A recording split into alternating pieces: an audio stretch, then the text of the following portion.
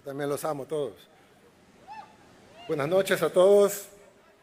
Señor presidente de la Asamblea Legislativa, Ernesto Castro, señoras y señores diputados, señor presidente de la Corte Suprema de Justicia y magistrados de las diferentes salas, señor vicepresidente de la República, Félix Ulloa hijo, mi querida esposa Gabriela, primera dama de la República,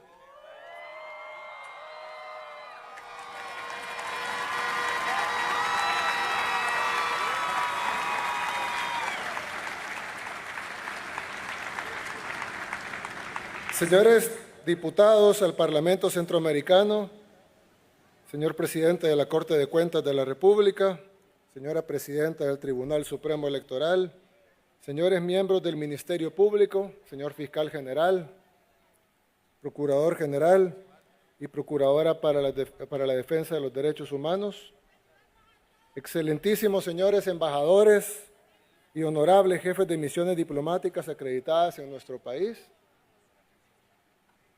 señor presidente del Consejo Nacional de la Judicatura, señores miembros del Gabinete de Gobierno, honorables representantes de organismos internacionales, mi querida familia que me acompaña acá, invitados especiales, pueblo salvadoreño.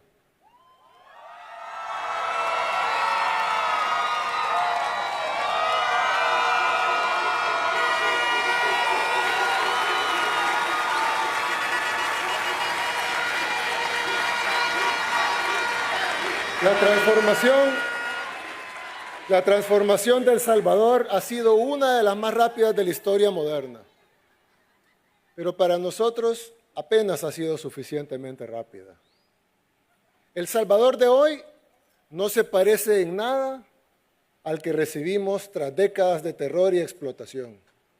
El país que heredamos ni siquiera era verdaderamente nuestro. Independiente solo de nombre.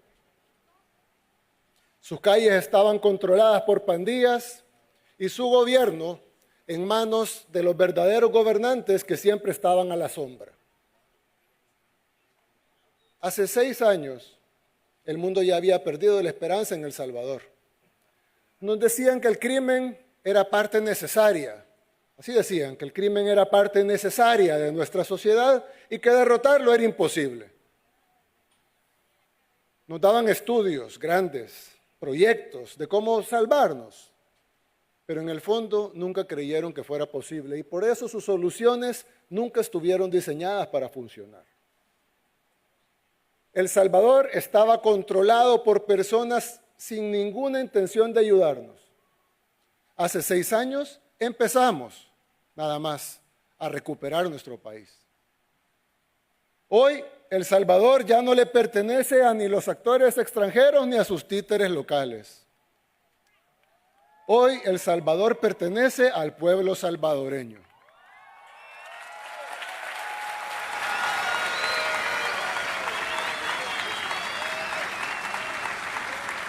Ahora el mundo habla de El Salvador y del milagro que por la gracia de Dios hemos logrado. Y nuestro ejemplo ya inspira a muchas naciones del mundo. Nos tomó tiempo, nos costó sacrificios, requirió paciencia y confianza. Ya logramos lo imposible, pero nuestro trabajo apenas comienza. Tuvimos que luchar además por lo que otros países en otras latitudes dan por sentado, que es la libertad de construir un futuro en sus propios términos. Lo que estamos a punto de construir en El Salvador solo es posible gracias a que lo que hemos logrado en estos años y lo que lograremos de ahora en adelante. Solo será posible con la misma fe y con la misma perseverancia que nos trajo hasta acá. Hemos vencido a la pesadilla que nos aterrorizaba. Ahora vamos a construir el país que soñamos. Nos tomó tiempo, nos costó sacrificios, requirió paciencia y confianza. Nuestra nación es joven. Aún así, si tomamos esos 200 años de nuestra joven historia, la transformación que hemos alcanzado ha sido una fracción insignificante de esa historia. 200 años versus 6. Y de esos 6 años, si tomamos en cuenta que tuvimos una asamblea totalmente en contra de todo y que el poder real de nuestro país y las cortes y los jueces y los magistrados nos bloqueaban de la manera más perversa posible, realmente han sido 4 años. 4 años con el poder de cambiar las cosas. Uno de esos cambiando la estructura de nuestro país y los otros 3 venciendo a las pandillas y al crimen. Venimos de un país sistemáticamente saqueado, destruido a conciencia y con una única política pública real, el miedo. Miedo de salir de la casa, miedo de tomar el bus, miedo constante por nuestros seres queridos, pero también miedo al sistema de salud, miedo al sistema educativo, miedo al sistema económico exclusivo y voraz, miedo al sistema político y miedo en lo social. Los gobiernos eran meros administradores de ese miedo. Lo aplicaban a conciencia, lo rentabilizaban a conciencia. Recordarán cuando llegó la izquierda, rentabilizando el miedo social, el miedo económico. Algunos dicen que antes había democracia y hoy ya no. Han leído eso por ahí, ¿verdad? Que antes había democracia en El Salvador y que ahora ya no. Pero lo cierto es que antes solo se podía elegir entre la opción mala o la peor. La democracia, que algunos dicen que extrañan tanto, era la democracia del miedo. Los ricos tenían menos miedo que los pobres, pero nadie se escapaba. Todos tenían miedo. Y si alguien no lo vivió en nuestro país, puede venir acá y preguntarle a quien quiera. El que diga lo contrario, el que diga que no es así, es porque ese modelo era su fuente de ingresos y su estilo de vida. En otras palabras, los que vivían del crimen. Nadie más puede anhelar esos tiempos. Nadie más. Es imposible que un ser humano que sepa lo que pasó acá anhele eso.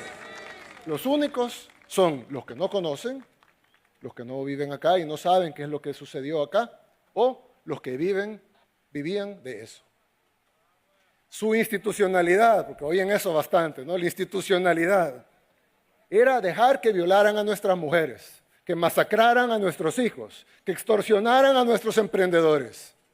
Esa era la institucionalidad. Su transparencia era dejar que mataran a miles, decenas de miles de salvadoreños y otras decenas de miles de víctimas que disfrazaban como desaparecidos. Algunos dicen que las pandillas dejaron 120,000 muertos en El Salvador. Pero si revisamos las cifras de desaparecidos en aquellos entonces versus las cifras de desaparecidos ahora, nos daremos cuenta que la diferencia es tan abismal que realmente un 90% de esos desaparecidos eran homicidios disfrazados. Y que la cifra real de homicidios es de arriba de 200,000 salvadoreños asesinados por las pandillas. 200,000 salvadoreños que deberían estar acá con nosotros, pero que sus vidas fueron truncadas por la falsa paz que nos vendieron. Porque todo se va uniendo, la transparencia, la institucionalidad, la paz, la democracia. La democracia era tener hospitales de lámina podrida, sin mantenimiento, pero preservaban la memoria histórica. O diseñar, no tener, diseñar escuelas con paredes de lámina, piso de tierra y techo de ramas, y llamarle a eso inversión en educación. Justo hace unos días estaba viendo el índice de democracia de The Economist. No sé si vieron cómo The Economist, un medio internacional, ha pasado todo el día, cada 3 horas, publicando artículos sobre El Salvador, bien preocupados por El Salvador. Pues ellos publicaron el índice de democracia del mundo, ¿verdad? Y pusieron todos los países del mundo con calificaciones del 0 al 10. 10 es el país más democrático y 0 el menos democrático. A mí me pareció curioso que que fueran monarquías hereditarias las más democráticas, según ese índice de The Economist. Yo no tengo ningún problema con las monarquías, ninguno. Al contrario, respetamos la decisión soberana de cada pueblo que decide tener una monarquía. Aquí en el cuerpo diplomático tenemos esta noche representantes de países, amigos, que tienen monarquías. Nosotros somos respetuosos de la autodeterminación de los pueblos. Es más, hace un año tuvimos de invitado de honor al rey de España, quien es un caballero en todo el sentido de la palabra. Para los que lo conocen no me dejarán mentir. En nuestra toma de posesión no tenemos ni un solo problema con ellos, al contrario, los respetamos y reconocemos su derecho a la autodeterminación de tener una monarquía. Pero me pareció curioso que países como el nuestro aparecen con nota baja cuando nosotros elegimos a nuestro jefe de Estado en elecciones libres. El Parlamento se elige en elecciones libres. Y aún así, nuestra calificación es baja. Y los países que eligen a sus jefes de Estado por herencia tienen más puntaje que los países que elegimos a nuestros jefes de Estado por elecciones libres.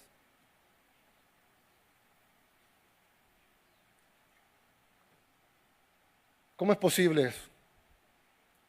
Una cosa es que tengan mayor bienestar, otra cosa es que tengan mejor calidad de vida. Si fuera un índice de calidad de vida, un índice de bienestar, un índice de desarrollo, está bien que estén muy por encima de nosotros, pero ¿de democracia? Quizás porque ellos hacen los baremos y por tanto ellos establecen los parámetros. Quizás si nosotros hiciéramos el baremo, nos calificaríamos mejor a nosotros y más bajo a ellos. Al final es quien hace el índice y a conveniencia de quién se hace. Alguien pudiera decir, no, presidente, lo que pasa es que son monarquías parlamentarias, lo cual es diferente, ¿no?, a una monarquía absoluta, totalmente distinto. Y por eso tienen puntajes más altos. Bueno, yo les haría la pregunta, ¿será que esos países avalarían que un país latinoamericano instaurara una monarquía parlamentaria? ¿Nos darían su apoyo o nos condenarían? Ahí se dan cuenta que democracia, institucionalidad, transparencia, derechos humanos, Estado de Derecho, suenan bien, son grandes ideales en realidad, pero son términos que en la realidad solo se usan para mantenernos sometidos. Usted no cumplió el índice de transparencia, usted no cumplió el índice de democracia, usted no cumplió el índice de derechos humanos, así estemos cumpliéndolo más que ellos. A los que manejan estas grandes agendas globalistas no les interesa ni la democracia ni nada de los otros términos. Ellos ni siquiera son democráticos. No les interesa el Estado de Derecho. No les interesan los derechos humanos ni la transparencia. Pero sí les interesa instrumentalizar esos términos. Les interesa que nuestros países vivan de acuerdo a sus reglas, reglas que además ellos no siguen. Un país monárquico, con alto índice de democracia. Les podría creer, como les dije, mejor calidad de vida, más desarrollo, más bienestar, etcétera, pero no más democracia. Lo que pasa es que las definiciones se adaptan dependiendo de quién se está hablando. Ellos ven un país como el nuestro, que está funcionando, que sigue sus propios métodos, con sus propios recursos, y dicen, no, eso no es democracia. Los vamos a llevar a la verdadera democracia, la que hacemos desde nuestras oficinas. Eso hicieron en países como Irak o Libia. Busquen cómo terminaron esos países y ahí se darán cuenta de lo que significa la democracia cuando se refieren a los países que deben estar sometidos. Significa destrucción, pobreza, subdesarrollo, sometimiento. Nosotros debemos acabar con todos estos sinsentidos. Les voy a poner un ejemplo de un caso reciente que pasó aquí en El Salvador. Cuando comenzó el régimen de excepción, ustedes se recuerdan que decían que Habíamos puesto cuotas a la policía de arrestos. Eso dicen todos estos medios, la oposición, las ONGs, las organizaciones de derechos humanos. Nos acusan de que les exigimos a los agentes de la policía cuotas de arresto. Pues en esas cuotas de arresto que dicen ellos, arrestamos a un pandillero. El pandillero era menor de edad, no estaba tatuado, no tenía ningún tatuaje, no tenía antecedentes penales, era menor de edad. Y sabíamos que era pandillero por las investigaciones de la policía, nada más. El niño símbolo de la oposición. Menor de edad, joven, no tiene tatuajes, no tiene antecedentes. Pues bueno, nuestro sistema judicial, aún en reforma, decidió darle 2 años de detención en una correccional de menores. Lo pusieron 2 años, como fue capturado al inicio del régimen de excepción en el 2022, salió libre en el 2024. Pues hace 4 días, el 28 de mayo de este año, un año después de haber salido libre, asesinó a un ex cabo de la policía en Tacuba. Vieron el homicidio ese día en Tacuba. Fue realizada por él. Mató a un hombre de 62 años. Nosotros ya lo habíamos capturado. Lo teníamos en custodia. Era nuestro deber evitar ese asesinato, manteniéndolo en custodia. Pero por cumplir los tratados internacionales y las reglas que nos imponen de derechos humanos, ese homicidio es culpa del Estado. Porque nosotros debimos haber garantizado que ese pandillero se pudriera en la cárcel. Lo dejamos salir por cumplir tratados y hoy una familia está de luto y un salvadoreño más está asesinado. Súmenlo a los 200,000 salvadoreños que mataron las pandillas. Por supuesto, el pandillero ya lo volvimos a agarrar y ya no va a volver a salir nunca más. Pero lo tuvimos en nuestras manos la oportunidad de que no asesinara de nuevo. Y no lo hicimos. Por eso es que lo que ellos, los supuestos defensores de la democracia y el Estado de Derecho, lo que realmente quieren es que seamos incapaces de castigar a los asesinos en nombre de un supuesto ideal de derechos humanos que no es más que los derechos de los delincuentes, porque si fuera derechos humanos estuvieran viendo por los derechos humanos del cabo en Tacuba, el señor de 62 años que fue asesinado y de su familia que está de luto. Nadie ve por los derechos humanos de ellos. El sistema internacional nos obligó a velar por los derechos humanos del criminal que salió a matar. En la vida real, perdonar al criminal es condenar a las víctimas. Sigan gritando, libérenlos ya. Ya los escuchamos y ya sabemos el resultado de eso. Que regrese la muerte, que regrese el caos, que regrese el miedo. Y no vamos a permitir nada de eso.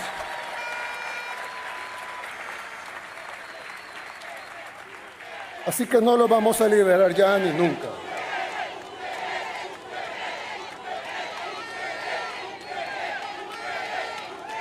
Tristemente, somos testigos de cómo países hermanos nuestros todavía creen en estos organismos internacionales, todavía creen en estos tratados que supuestamente es para ayudarnos a nuestros derechos humanos. Y algunos políticos de la región, lamentablemente, y cuando digo región me refiero a Latinoamérica, no a Centroamérica, me refiero a toda Latinoamérica, se prestan a este juego. He visto cómo medios internacionales citan presidentes de otros países, o los entrevistan, o ponen videos de presidentes de otros países hablando de democracia. ¿Por qué mejor no van y le preguntan a su gente si ese presidente ha hecho algo por ellos? ¿Cómo pueden llamar líder democrático a alguien que no lo quiere su propio pueblo? ¿De qué sirve una democracia, entre comillas, cuando es más bien un Estado fallido que no puede cumplir ni siquiera con su labor principal, que es la labor principal de cada Estado? Darle seguridad a sus ciudadanos. Hay muchas labores, pero la principal es darle seguridad a sus ciudadanos. No pueden cumplir ni eso. Y a eso le llaman Estado de Derecho.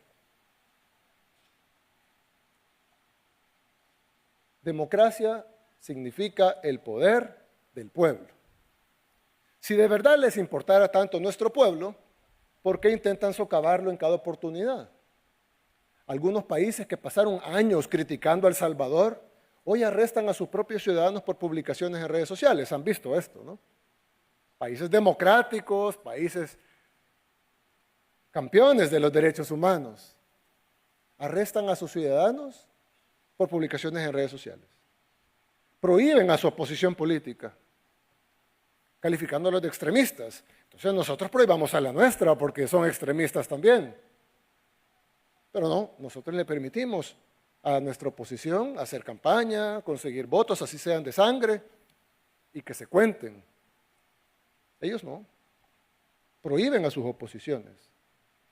Anulan elecciones incluso. Y luego vienen y nos quieren dar a nosotros lecciones de democracia.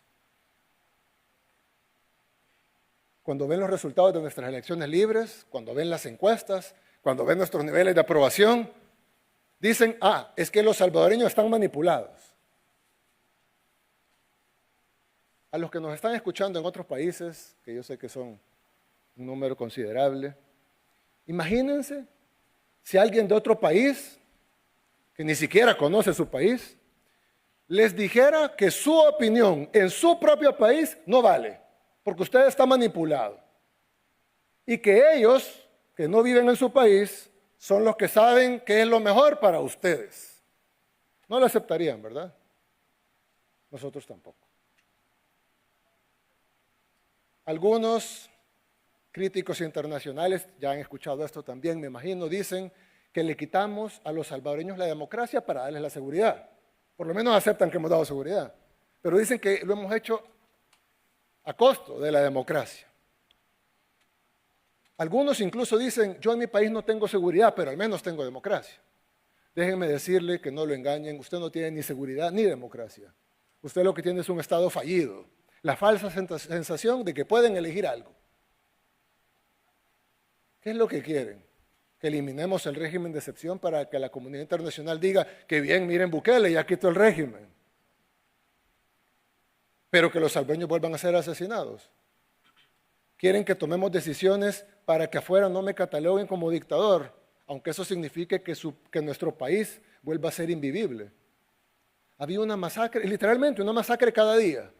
10, 15, 20 salvadoreños diarios muertos cada día, asesinados. Y otro tanto similar de desaparecidos cuyo 90% eran asesinatos escondidos. ¿Cuándo dijeron algo? Y como dije hace un rato, lamentablemente hoy estamos viendo esa realidad en otros países. Y duele porque nosotros ya sabemos lo que es. Ya vivimos ese escenario repetirse por todo el continente y venimos de ahí. Sabemos para dónde van. Y conocemos qué es lo que está mal. Gobiernos cómplices que prefieren quedar bien con la élite globalista antes que evitar que sus ciudadanos mueran. A eso se le suman todas esas organizaciones nacionales e internacionales que dicen que ayudan a la gente, cuando en realidad solo saben lucrarse de ellos. Por eso, hace unos días, esta Asamblea Legislativa aprobó la Ley de Agentes Extranjeros. Es una ley para proteger la cooperación internacional, para asegurarnos que esos fondos que vienen del extranjero y que dicen ser para proyectos sociales, sean realmente para eso, para ayudar a la gente. La mayoría de países desarrollados prohíbe la injerencia extranjera. Nosotros permitimos la injerencia extranjera. Solo les pedimos que paguen impuestos igual que todos. Sinceramente, yo, como persona, creo que es un error que permitamos la injerencia extranjera. Creo que no deberíamos hacerlo. Es más, creo que la injerencia extranjera debería estar prohibida en todos los países del mundo. Pero aún así la vamos a permitir. Vamos a permitir la injerencia extranjera. Lo único que vamos a exigirles es que paguen lo que pagan todos. Porque en El Salvador todos pagamos impuestos. Todos pagamos IVA, los trabajadores pagan impuestos al gastar e incluso al recibir, con el impuesto de la renta. Si usted decide abrir una fábrica de zapatos, Paga impuestos al importar maquinaria, paga impuestos por el local que ocupa, paga impuestos por los empleados que tiene, paga impuestos cuando factura. Pero cuando una organización decide venir y ayudar a nuestra gente, pero ayudarle de verdad, el Estado le otorga el privilegio de no pagar impuestos, porque vienen a ayudar. Usted viene a ayudar a los ancianos en un asilo, no pague impuestos. Le vamos a dar el privilegio de no pagar impuestos porque usted está ayudando a los ancianos de un asilo. Viene a darle medicamentos y hacer jornadas médicas a los salvadoreños, no pague impuestos. Usted lo está haciendo para ayudar. Ayude y nosotros le daremos el beneficio de que no pague impuestos para que pueda ayudar todavía más. Toda la cooperación que venga a proyectos sociales de países amigos o de organizaciones estará libre de impuestos.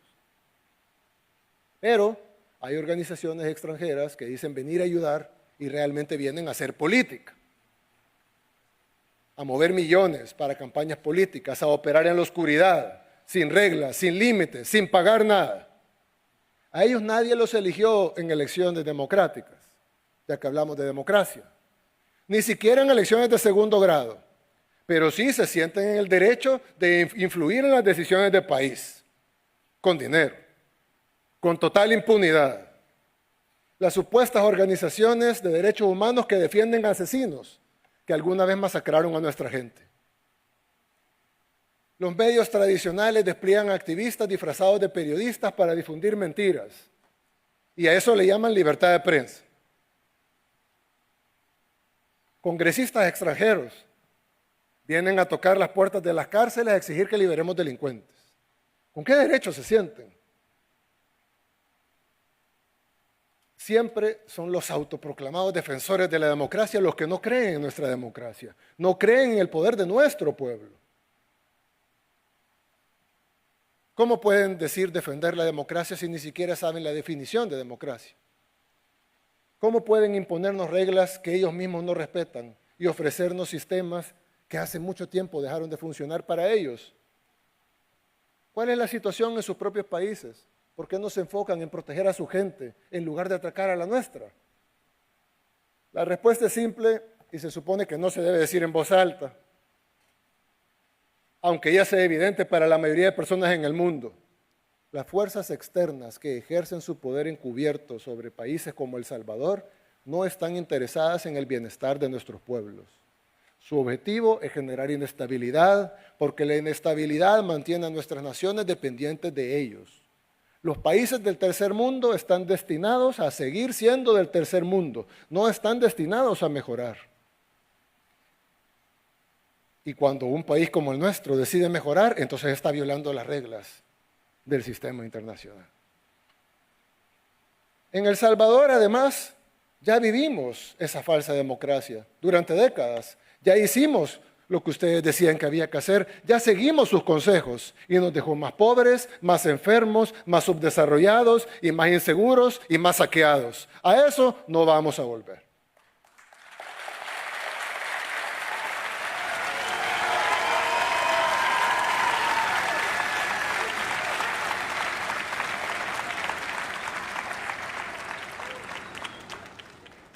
El Salvador ha dado un ejemplo a otros países como el nuestro, que ninguna nación, por grave que sea su situación, nosotros no éramos un país peligroso, nosotros éramos el país más peligroso del mundo. No hay ninguna situación, por grave que sea, que obligue a una nación a resignarse al sufrimiento eterno. Ese ejemplo debería ser motivo de celebración, pero no. A esos que quieren mantener a nuestras naciones pequeñas dominadas les aterra un efecto dominó global. Y lo dicen en sus medios. La democracia que predican es hacer todo lo posible para imponer el mensaje de que no se puede salir adelante. Mientras hablamos ahorita, y hoy todo el día y ayer, hay un ataque coordinado en marcha. Medios tradicionales, internacionales y locales, ONGs, organizaciones de derechos humanos, instituciones internacionales, todos orquestados, al unísono, golpeando con los mismos temas. Pero los años de engaño ya les pasaron factura a ellos y la gente ya no les cree nada. Ellos tienen palabras elegantes, rimbombantes, como diríamos los salvadoreños, pero nosotros tenemos las pruebas. Cuando dejamos de tomar esa medicina envenenada de los poderes extranjeros y comenzamos nuestra propia terapia, empezamos a sanar. La ley de agentes extranjeros garantiza que quienes quieran venir a ayudar de verdad a nuestra gente mantengan el gran privilegio de no pagar impuestos como si pagamos todos los demás.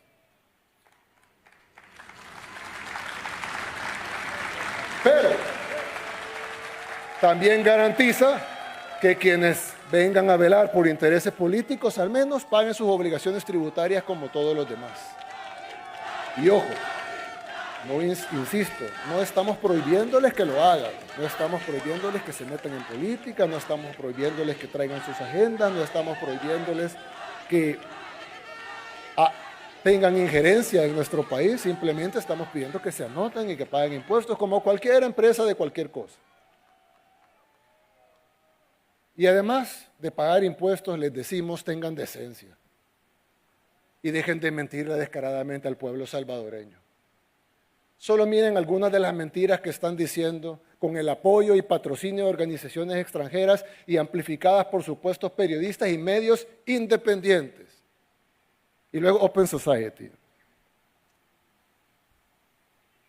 Pese a los resultados extraordinarios, han mentido todo lo que han querido sobre nuestras medidas de seguridad. Nos han llamado de todo. A mí en lo personal me han dicho dictador en todos los medios que han querido y podido.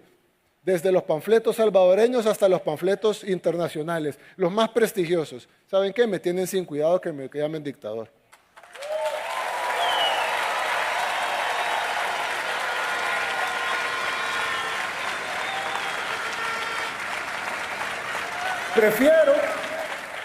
Prefiero que me llamen dictador a ver cómo matan a los salvadoreños en las calles.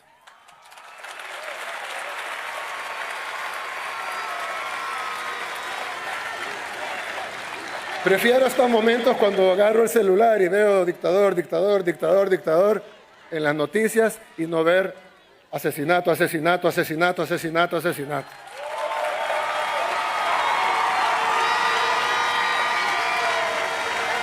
Prefiero que me llamen dictador, pero que los salvadoreños podamos vivir al fin en paz.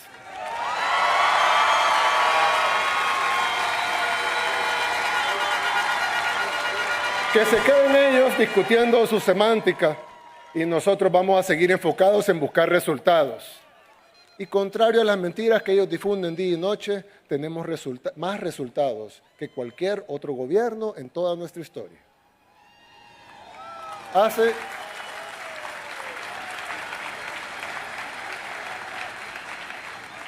Hace exactamente un año yo dije que este quinquenio iba a ser para trabajar en la economía. Este año ha pasado y las cosas no están como quisiéramos aún, por supuesto, solo va un año. Pero no digan que no se ha hecho nada.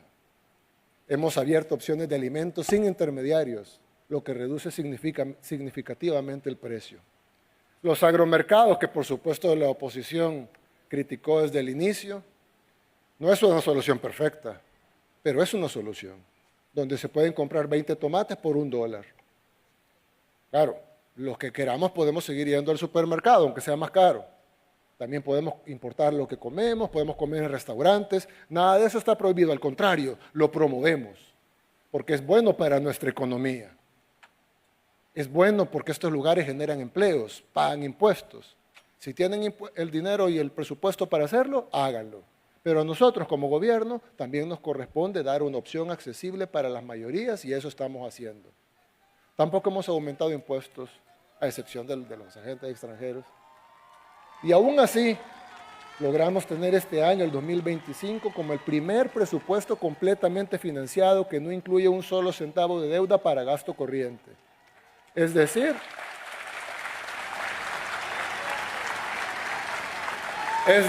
incluye la totalidad de gastos sin necesidad de financiamiento adicional.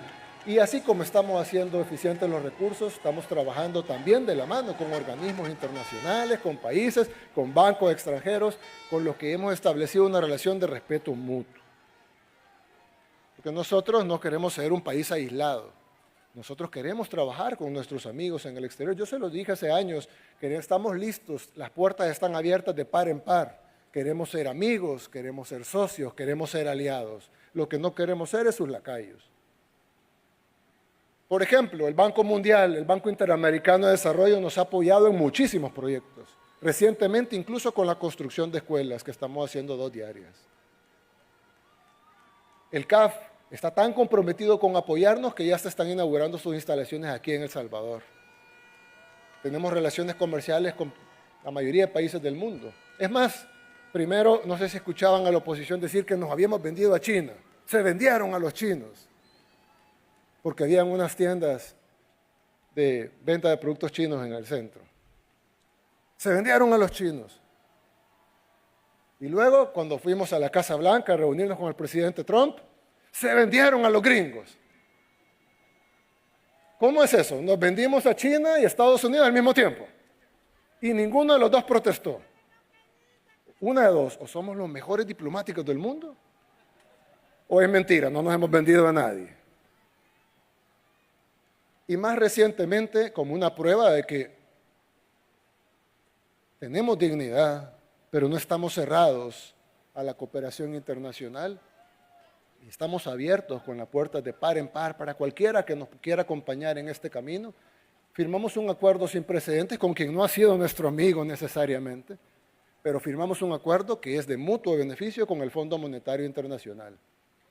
Y ellos mismos evaluaron hace poco, hace una semana creo, o 2, y dijeron que superamos con creces todo lo que esperaban de nosotros.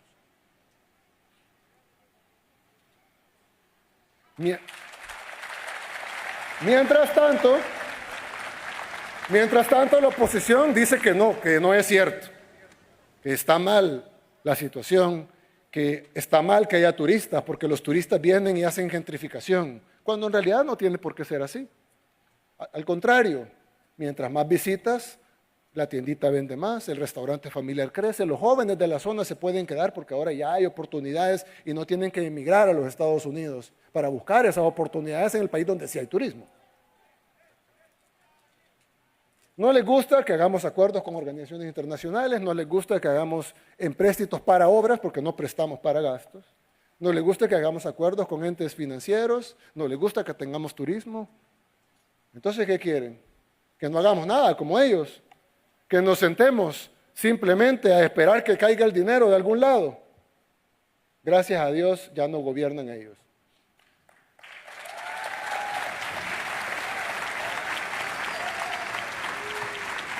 Lo mismo ocurrió con la educación. Mintieron todo lo que quisieron, dijeron que no invertiríamos en eso porque lo que queríamos es que el pueblo fuera dócil y manejable. Pero la realidad es que en el quinquenio del profesor se invirtieron promedio solo 948 millones de dólares en educación. Y en nuestro quinquenio se invirtieron 1.411 millones de dólares por año. Nadie en toda la historia de El Salvador ha invertido en educación como ha invertido este gobierno. En computadoras, en tablets para primera infancia, que mi esposa Gabriela ha coordinado hasta el software que llevan, en infraestructura, en decenas de miles de becas. Con mi amigo Alejandro Goodman tenemos un programa de decenas de miles de becas, estudios superiores para jóvenes, etcétera. Claro, si queremos comparar nuestro sistema educativo con el de Suiza, salimos perdiendo. Claro. Pero si comparamos con El Salvador, con El Salvador de antes, estamos mucho mejor y seguimos mejorando cada día.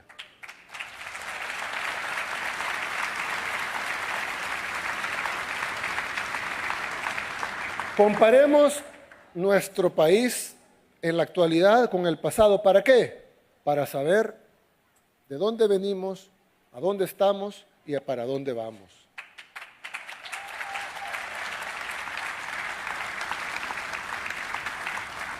Otro ejemplo es el Hospital Rosales. Dijeron que nunca lo íbamos a hacer, que era un render, que era mentira. Hubiéramos querido entregarlo hace mucho.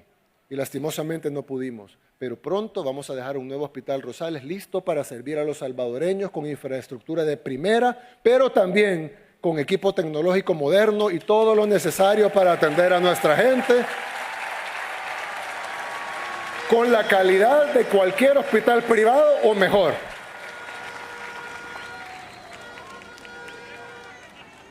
Vayan, desde afuera se puede ver. Pasen por el carro, lo van a poder ver en construcción, es real. Ahí está, no es un render, no es solo una promesa. ¿Qué van a decir ahora? No lo sé, seguramente otra mentira, o van a inventar otro tema. Gracias al apoyo del despacho de la primera dama, hemos avanzado en la creación de centros de atención a la primera infancia, los CAPIs. Para los que lo han visto, son lugares hermosos de atención a la primera infancia y primero Dios, pronto, con el tiempo, paso a paso, van a ir apareciendo en cada lugar del país.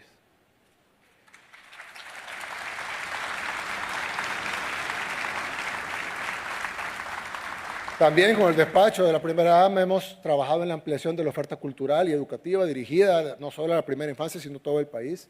Hay cerca de 2,000 estudiantes en nuestra Escuela Nacional de Música inscritos. Hay más en fila, pero no tenemos más cupos. Primero Dios, vamos a abrir miles de cupos más para poder tener más jóvenes, niños y bebés incluso en la Escuela de Música, ofreciendo otros programas también de formación artística. Tenemos agrupaciones como el Ballet Nacional, el Ballet Folclórico, la Banda El Salvador, que es una realidad, fue una promesa, es una realidad también, que tiene más de 1,000 integrantes. Los que la han visto, es un orgullo para nuestro país. Hemos intervenido varias áreas de emergencia pediátrica y continúa la modernización de los espacios materno-infantiles. Falta mucho, sí, pero comparemos de dónde venimos, sepamos de dónde venimos, a dónde estamos, falta, pero también sepamos para dónde vamos. Y si bien aún hay mucho por hacer, nadie puede negar que la primera infancia es una prioridad para nuestro país, algo que en el pasado ni siquiera se ha mencionado. Nosotros sabemos que cada cosa que hacemos y por cada cosa que arreglamos, otra cosa tiene que esperar. Quisiéramos resolver todos los problemas al mismo tiempo, pero sabemos que eso no es realista.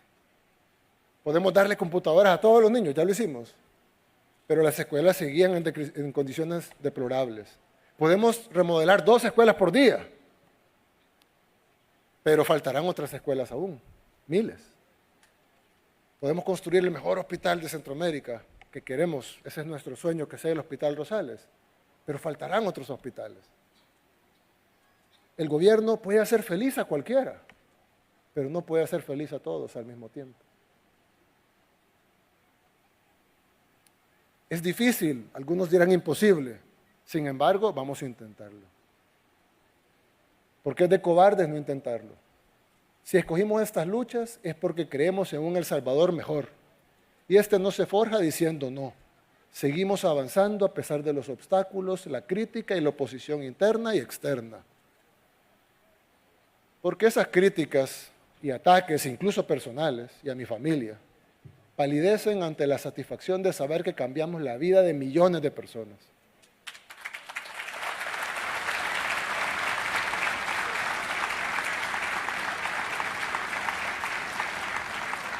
Hoy estamos viviendo una transformación profunda, pero también enfrentamos un momento delicado. Hay quienes son incapaces de aceptar el cambio e intentan manipular y cambiar la realidad. La oposición ha convertido la manipulación en su principal estrategia y el periodismo es una de sus principales armas. Digo entre comillas, porque el periodismo es falso, obviamente. Que tenían reglas éticas, un método. Yo creía en eso. Yo creía que el periodista buscaba la objetividad. Por más difícil que fuera buscarla, buscaba la objetividad. Con el tiempo entendí que en la mayoría de casos eso realmente no existe. Lo que hay son agendas. Y periodistas que responden a ellas, algunos con más descaro que otros. No hay método periodístico que valga cuando la orden es atacar. Y nunca es una decisión del periodista, claro. Es una decisión del dueño del medio. Aunque sea mentira, aunque no tengan pruebas, lo van a decir. Todo es para vender una narrativa. Vayan a ver las cuentas de los grandes periódicos de Estados Unidos y del mundo y verán que han activado cientos de notas de El Salvador para atacarnos. Todos juntos, como dije al inicio, al unísono, en una sola voz. medios grandes con alcances que nosotros no podemos ni imaginarnos. Y no son de un solo dueño. Muchos de ellos son supuesta competencia, incluso. Pero está demasiado obvio que son coordinados. Por supuesto, ellos no nos combaten a nosotros porque nos consideran un enemigo importante. Nosotros somos un pequeño país, pobre, no tenemos una gran potencia económica ni militar. ¿Por qué nos atacan tanto entonces? No le tienen miedo a un país como El Salvador, le tienen miedo al efecto dominó, de que cada vez más países del mundo decidan salirse de su control, de sus planes. Los periodistas solo son una de las herramientas que ellos tienen, no es la única. Pero su trabajo es hacer ver a los buenos como los malos y a los malos como los buenos. Eso es lo que venden, ese es su negocio. Y está bien, es su trabajo, para eso les pagan, está bien. Lo que está mal es que nosotros creamos que es para beneficio del pueblo. El pueblo tiene que tener algo claro. Todos tenemos una agenda. Yo tengo una agenda.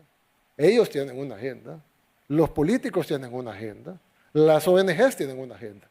Todos no tienen, tenemos una agenda.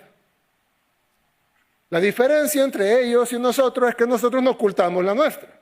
Aquí estoy enfrente de ustedes como político y lo hago como presidente de la República exponiendo nuestra agenda. Y la gente tiene el derecho a votar esa agenda, si la quiere o si no la quiere. Y hace poco tuvimos elecciones y ganamos con el resultado más alto de todas las democracias del mundo.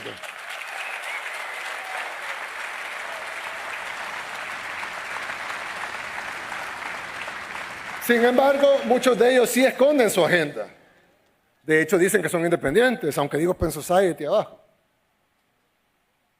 Se esconden detrás de supuestas causas, tratando de proyectar y rentabilizar las necesidades del pueblo. Y reciben millones cada año para vender miseria y propagar violencia. Así como algunas ONGs se venden como defensoras de derechos humanos y en realidad se dedican al activismo político y lo hemos visto recientemente. Todas son herramientas para las agendas. Y ni los periodistas ni las ONGs herramientas de agendas están prohibidas en nuestro país. Son libres de publicar sus panfletos, son libres de decir sus mentiras. En otros países lo prohíben. Muchos países desarrollados prohíben lo que llaman desinformación. En Europa muchos países tienen prohibido en su ley la desinformación. Nosotros no.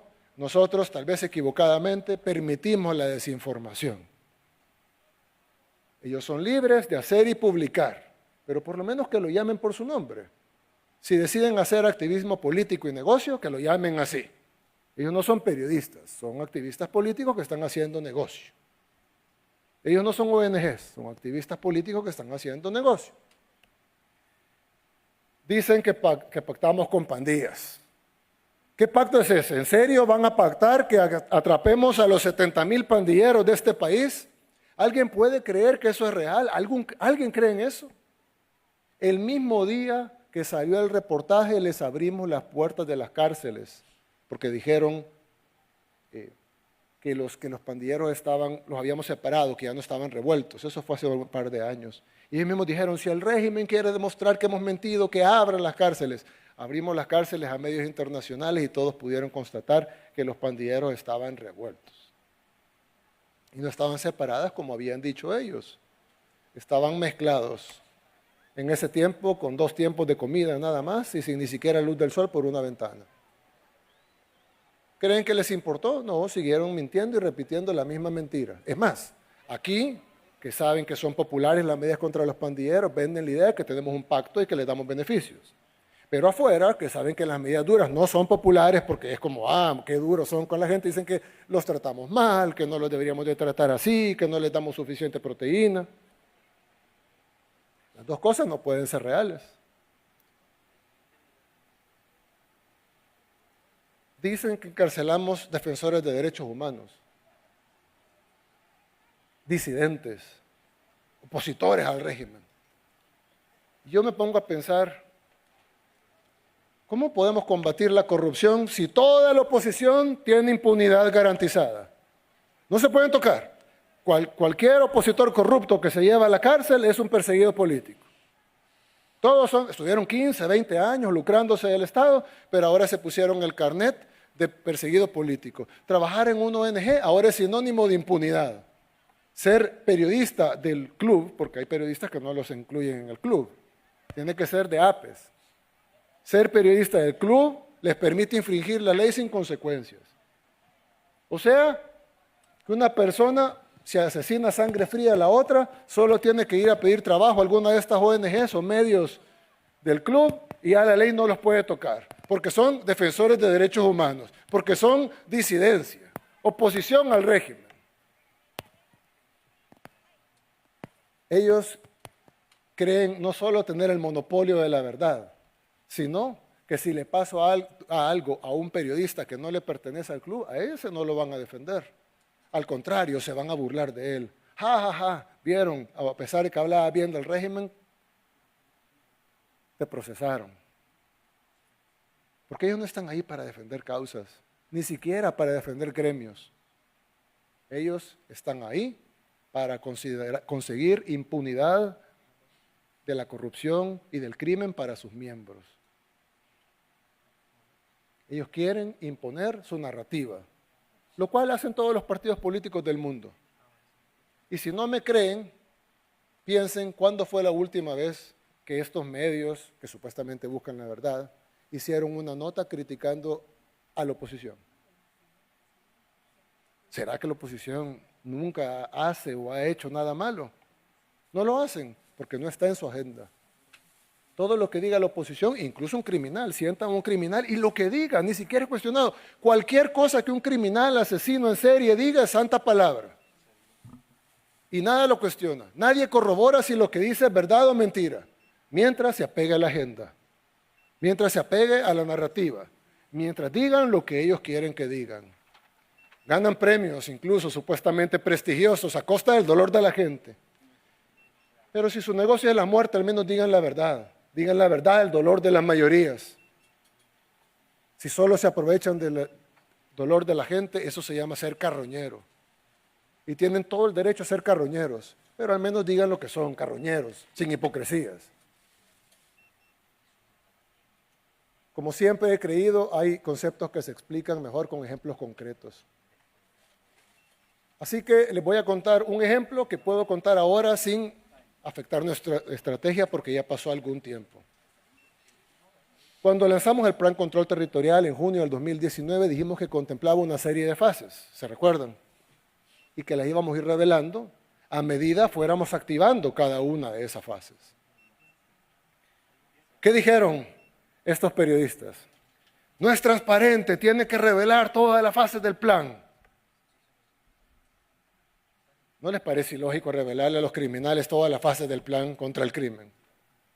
¿Cómo vamos a hacer público un plan que combate las pandillas en ese tiempo? ¿Se acuerda cuando pedían todos los días que publicáramos el plan? No le hicimos caso y gracias a Dios no se filtró. Porque si hubiese pasado, se imaginan la sangre que hubiera seguido corriendo. Nunca hubiéramos resuelto nuestro problema. En aras de darle la información por la bendita transparencia, no se hubiera podido vencer a las pandillas. Hubiéramos tenido que revelar todas las fases del plan. Y por supuesto entonces no hubiera funcionado. No sé si recuerdan incluso cuando inició el régimen de excepción, otro ejemplo, y empezamos a anunciar operativos. Y a veces anunciábamos los operativos después que habían sido realizados, como debe ser. Pero algunas veces anunciábamos los operativos antes de que se realizaran. Y decían en las redes, ¿por qué les están avisando a los criminales? A mí me picaban los dedos para contestarle por qué lo estábamos haciendo. Pero no se podía hacer en ese tiempo. Y le pido perdón al Gabinete de Seguridad, voy a contar una infidencia, pero bueno, ya no creo que sea tan útil. En aquellos momentos, cuando entrábamos en una comunidad, y el pueblo salvadoreño no me dejará mentir porque ellos lo vivían, cuando iniciaba el régimen de excepción, entrábamos a una comunidad y los pandilleros, en la mayoría o en muchísimas comunidades en El Salvador, al fondo hay una quebrada. Así es. Muchos no me dejan mentir. Al fondo hay una quebrada. Son miles de comunidades así. Y cuando entraba la policía y el ejército, los pandilleros huían por la quebrada y se iban a los matorrales. La gente, nosotros hacíamos el operativo, revisábamos casa por casa, salíamos y la gente se quejaba de que cuando se iban las fuerzas de seguridad, los pandilleros regresaban a cobrar la extorsión. Entonces la gente nos decía, quédense todo el tiempo. Pero por supuesto no nos podíamos quedar todo el tiempo en el 100% de comunidades. Entonces lo que hacíamos es que destacábamos después de los matorrales a un contingente del ejército, anunciábamos que íbamos a entrar a una comunidad, los pandilleros corrían a la quebrada y los agarrábamos en el matorral.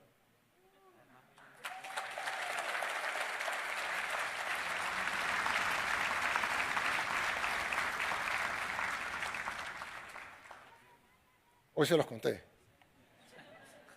Pero en ese tiempo no se podía, porque hay cosas que se pueden decir en un momento y hay cosas que tienen que esperar.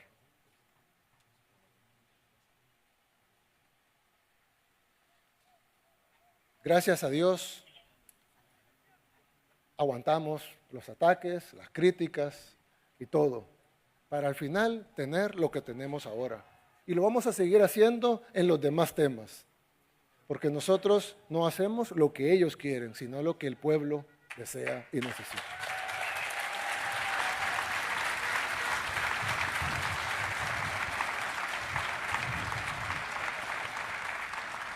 Revelar el plan control territorial antes de tiempo hubiera significado decenas de miles de muertos, hubiera sido sangre en sus manos. ¿Y qué hubieran tenido a cambio? Primero hubieran filtrado, hubieran tenido visitas, likes, dinero, grants internacionales y luego hubieran recibido premios y hubieran publicado las claves de por qué falló el plan de El Salvador. Un estudio de fulano de tal y hubiera recibido un premio. Miles de salvadoreños muertos a cambio de su premio. Ellos no pagan las consecuencias, las pagaba nuestro pueblo. La sangre de nuestro pueblo era su negocio. Se me eriza la piel de pensar que estuvimos a una filtración de un panfleto de Soros de volver a ser un Estado fallido. Como muchos que lamentable existen en Latinoamérica al día de hoy. ONGs, medios de comunicación, por partidos de oposición, junto al financiamiento constante de los agentes extranjeros, hubieran dictado la muerte de decenas de miles de salvadoreños sin jamás haber sido elegidos por voto popular, sin que la gente sepa en muchos casos siquiera sus nombres, pero estuvimos cerca, así, de una filtración de que esa fuera la realidad. Sé que a muchos les molesta lo que hacemos y más aún les molesta que funcione. Porque construir un nuevo país trae incomodidades. Es como cuando estamos reparando la casa, mientras los trabajos están, no es tan cómodo, hay ruido, hay molestias, pero cuando todo termine habrá valido la pena. Por ejemplo, sería más fácil dejar la carretera de Los Chorros así como estaba. Ahí estaba, ¿no? Funcionaba, de vez en cuando se desmoronaban, pero ahí estaba. No, decidimos, en lugar de ir a gastar decenas de millones de dólares en no hacer nada o ponerle parches, decidimos hacer el proyecto vial más grande de Centroamérica, que son 3 etapas. Una de ellas, no es como dice la oposición ahora que le hemos quitado, es un viaducto de 1 kilómetro de largo, que será el puente más grande en la historia de nuestro país. Actualmente el puente más largo que tenemos es el de Camino Sur City, que tiene 300 metros. El próximo puente más largo será el puente de la Echadura, que lo estamos construyendo, que tiene 400 metros.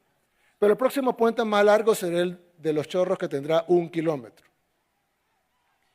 Vamos a ampliar ese viaducto a 8 carriles, el viaducto Francisco Morazán, que será el puente más largo del país, y lo conectaremos con 3 etapas que harán el proyecto vial más grande en la historia de El Salvador, de 400 millones de dólares, para solucionar una arteria que ha sido un problema desde, para los que conocen la historia de ese camino, de hace 500 años.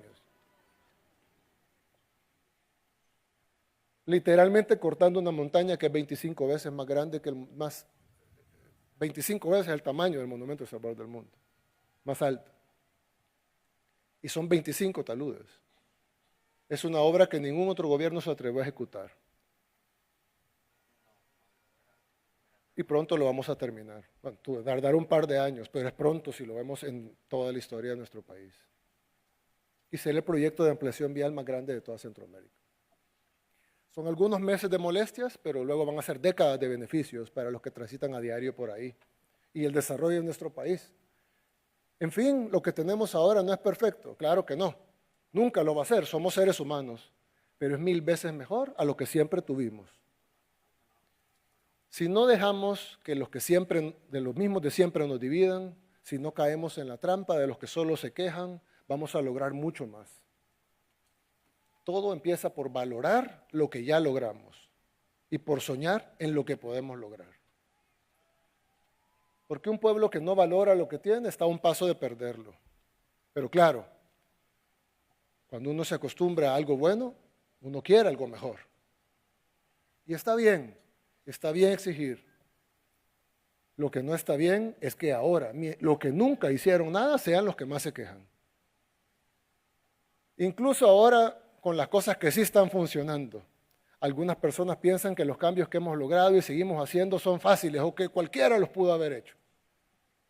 Bueno, los expertos en pandillas dijeron que las maras eran un mal necesario, imposible de quitar, que requeriría varias generaciones de salvadoreños poderlo quitar.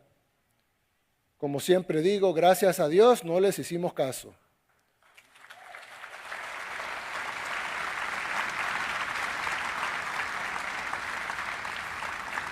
Porque ellos no intentan ayudar, intentan desordenar lo que estamos poniendo en su lugar. Se resisten a ver nuestra casa en pie. Nosotros no debemos permitir que la desinformación ni las narrativas impuestas desde afuera nos hagan retroceder. En El Salvador no competimos por la aprobación de quienes desean vernos fracasar. Lideramos con el ejemplo para los que quieran buscar inspiración, pero ante todo estamos construyendo nuestro propio futuro, en nuestro propio país, para nuestra propia gente, con nuestros propios métodos. No imponemos nuestro camino a ningún otro país del mundo, pero tampoco vamos a permitir que nadie nos arrebate la paz que tanto nos ha costado. Hemos logrado lo que nadie creía posible y apenas estamos comenzando. El camino por delante no será fácil, enfrentamos grandes desafíos. Reformar nuestro sistema educativo, modernizar nuestra salud pública, impulsar nuestra economía. Pero al parecer también enfrentamos fuerzas externas que temen el poder de la independencia de una pequeña nación. Nuestro futuro puede ser hermoso, pero construirlo no será rápido ni sencillo y requerirá confianza, paciencia y sacrificio. Juntos podemos lograrlo. Ya lo hicimos una vez.